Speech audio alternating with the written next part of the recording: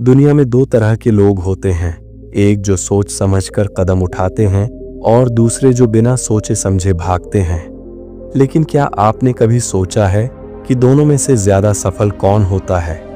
आज मैं आपको एक ऐसी कहानी सुनाने जा रहा हूं जो आपको समझाएगी कि बुद्धिमानी और मूर्खता में क्या अंतर होता है।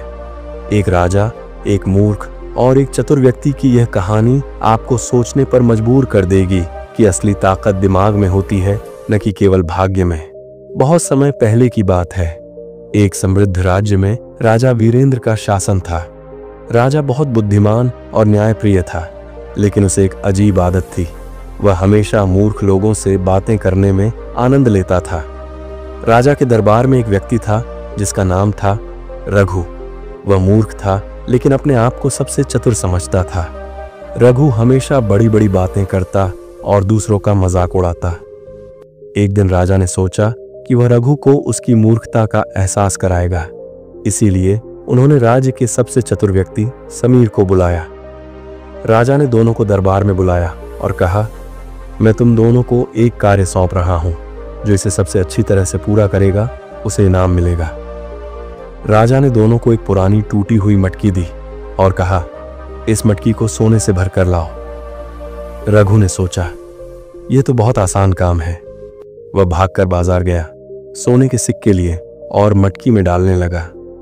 लेकिन जैसे ही वह सिक्के डालता, वे नीचे से गिर जाते।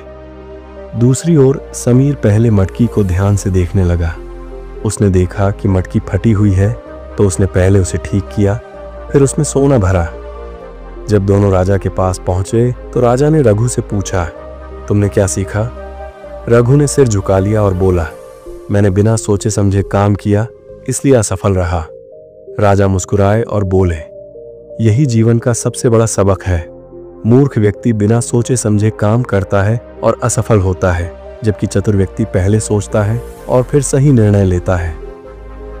राजा ने समीर को इनाम में सोने की अशर्फियां दी और रघु को सीख दी कि बुद्धिमत्ता से बड़ा कोई धन नहीं। बुद्धिमानी से किया गया कार्य ही सफलता की कुंजी है।